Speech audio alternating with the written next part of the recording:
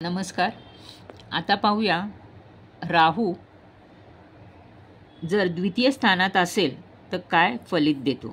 जर हा शुभ ग्रही असेल किंवा शुभ अवस्थेत असेल तर उत्तम संपत्ती देतो. वडिलोपार्जित धंद्याची खूप छान वाढ होते. पिशाच्च वश केला की काय असे बघणाऱ्याला वाटते. सिनेमा व्यवसायात किंवा 2 नंबरच्या धंद्यात खूप चांगला पैसा मिळण्याची शक्यता असते. शुभ ग्रहांबरोबर असल्यास या कुंडलीत धनयोग व सांपत्तिक दर्जा फारच चांगला वाढवतो. आवाजामध्ये जादू असते. आपल्या कर्माने व चांगल्या गायकीने श्रोत्यांना भुरळ पाडतात. जर वृषभ, मिथुन, कर्क, वृश्चिक, धनु, मकर व कन्या या राशीत राहू चांगला फल देतो.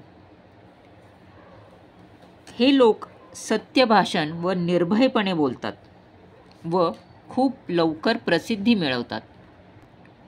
यांच्या शब्दात असे सामर्थ्य असते जसं काय कोणी कोणाला भुरळ पडेल किंवा काहीतरी यांच्या आवाजामध्ये सुप्त शक्ती आहे.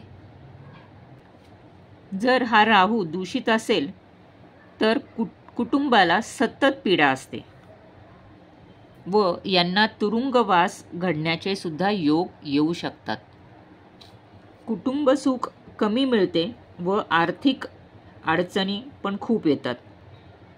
खूप चिडखोरपणाने राहतात व सतत भांडत असतात. दुसऱ्यांना नेहमी वाईट बोलतात. अशुभ राहू यांना डोळ्यांचा किंवा आवाजाचा काहीतरी त्रास देतो. तर अशा अशुभ राहूसाठी सर्वात प्रथम किंवा सर्वात सोपा